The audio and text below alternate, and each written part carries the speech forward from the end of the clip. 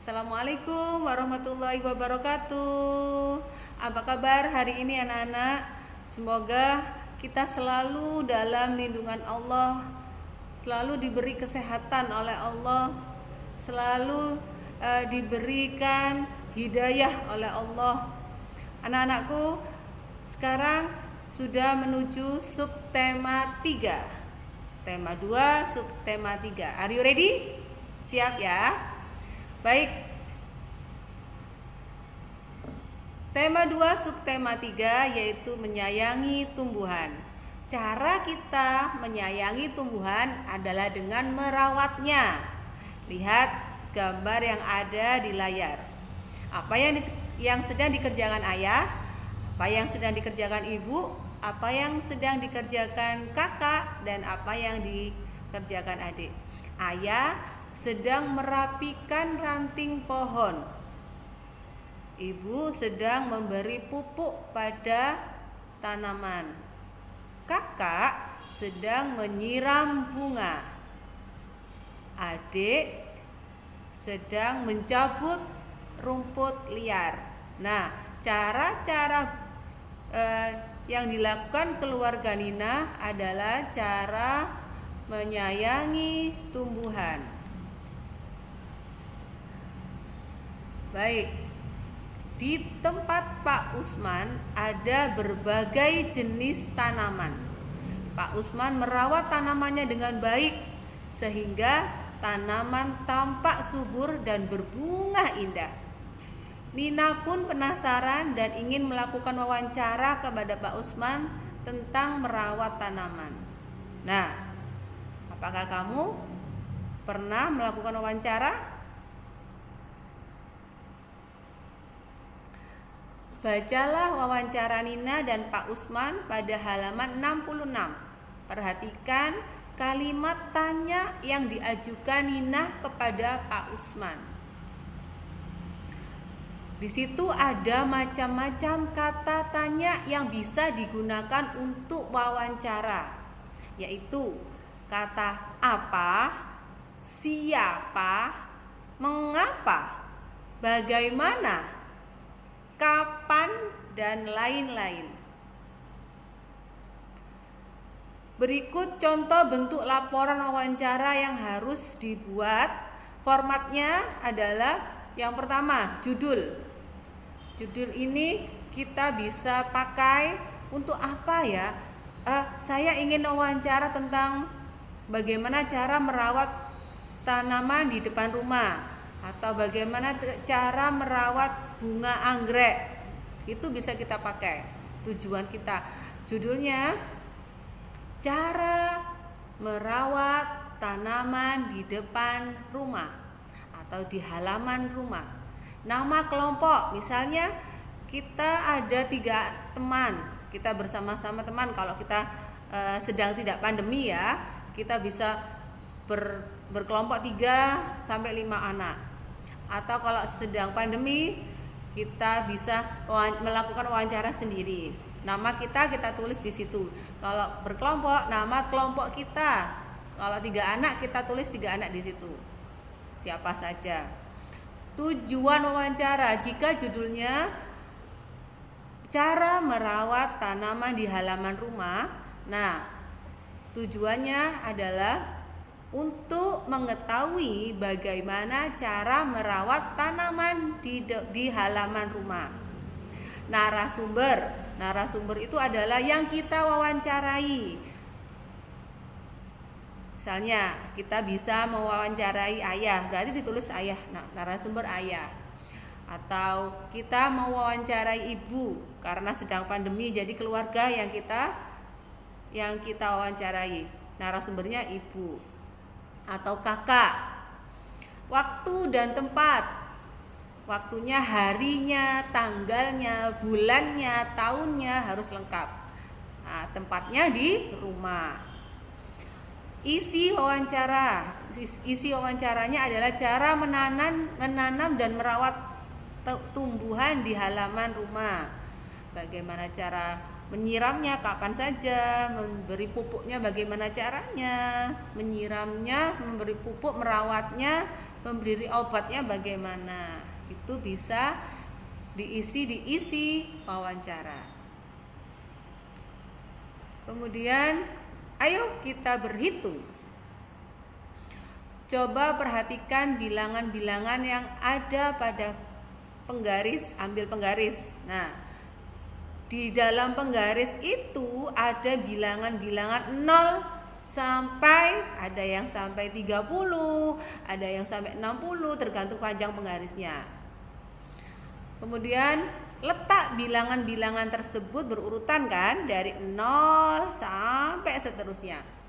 Bilangan-bilangan yang berurutan tersebut juga dapat kita tuliskan pada garis bilangan. Nah, kita akan membuat garis bilangan. Perhatikan gambar garis bilangan berikut. Itu ada contoh garis bilangan 0 sampai 10.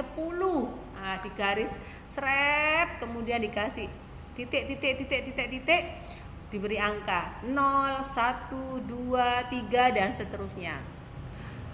Pada garis bilangan semakin kanan bilangan akan semakin besar.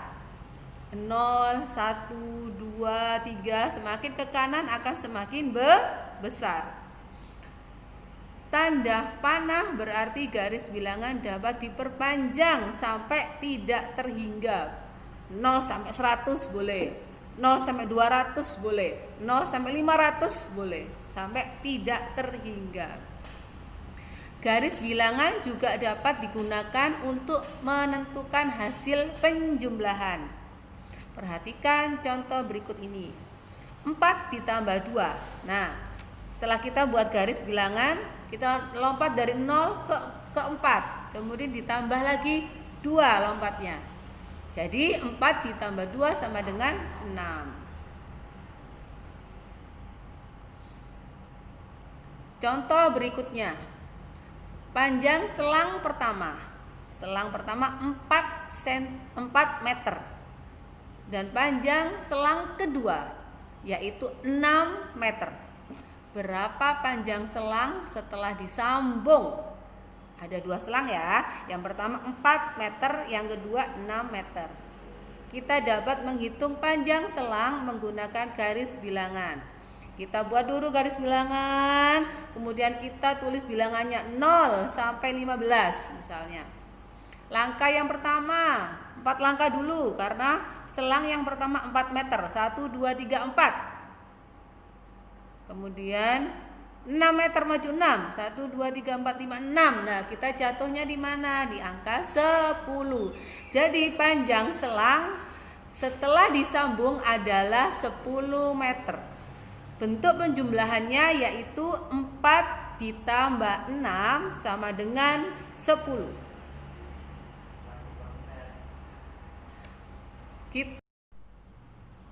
Nah, baiklah. Sekarang kita akan membuat garis bilangan untuk menentukan hasil penjumlahan. Contoh nomor 1. 6 ditambah 7. Ayo, 6 ditambah 7. Kita akan menuju ke angka 6. Langsung. Setelah menuju ke angka 6, kita lompat sampai ke 7. Kita hitung 1, 2, 3, 4, 5, 6, 7.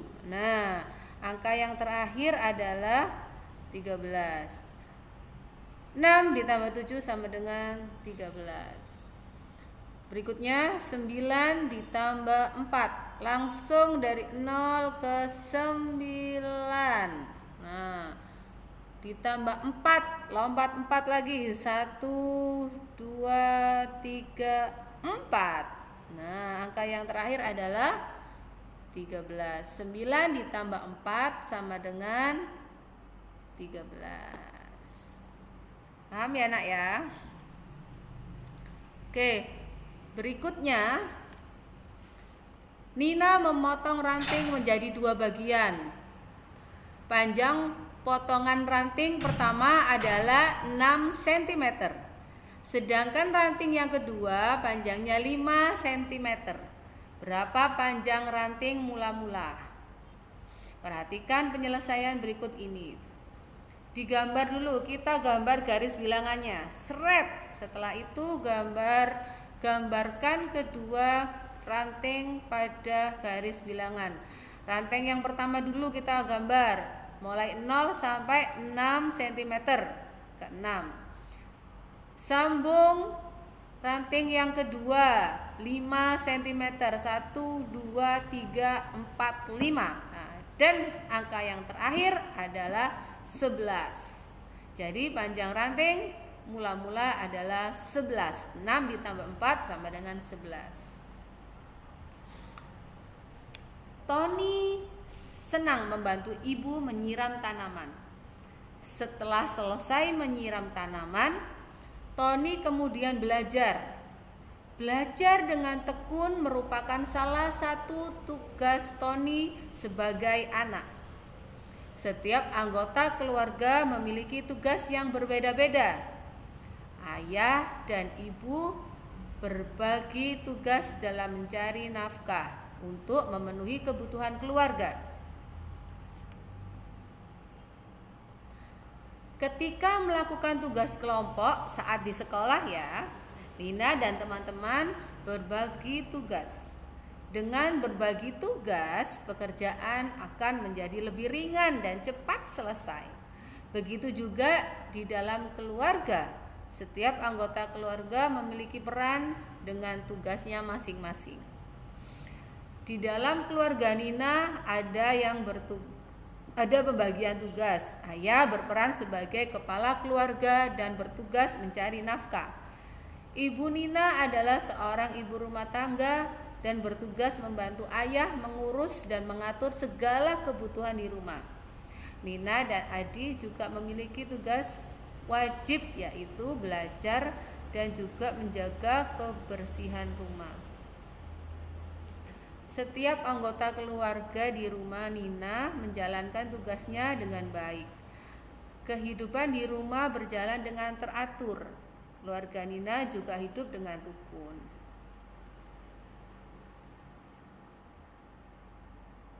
Berikut adalah contoh hak dan kewajiban orang tua di rumah.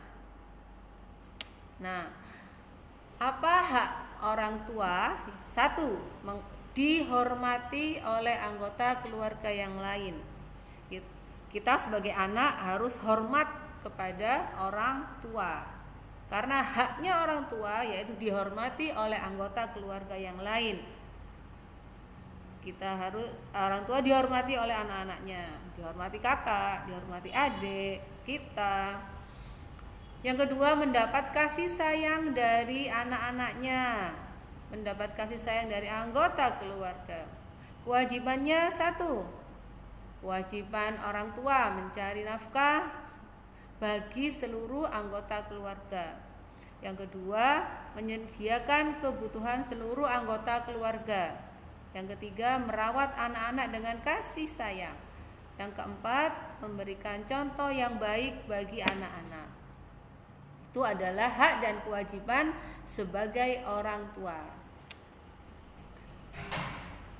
Berikut adalah beberapa contoh hak dan kewajiban anak. Bagaimana dengan kita sebagai anak? Kalian sebagai anak, hak dan kewajiban kamu di rumah adalah haknya 1. Kalian mendapat kasih sayang dari orang tua dan saudara. Hak yang kedua, mendapat pendidikan yang layak. Hak yang ketiga, terpenuhi kebutuhan hidup kita. Jadi kita disekolahkan, kita mendapat sekolah yang baik, kemudian kita mendapat baju yang layak, makanan yang sehat. Itu adalah hak kita sebagai anak. Bagaimana dengan kewajiban kita sebagai anak? Kita wajib 1. Patuh dan menghormati orang tua. Yang kedua, kita wajib belajar dengan rajin.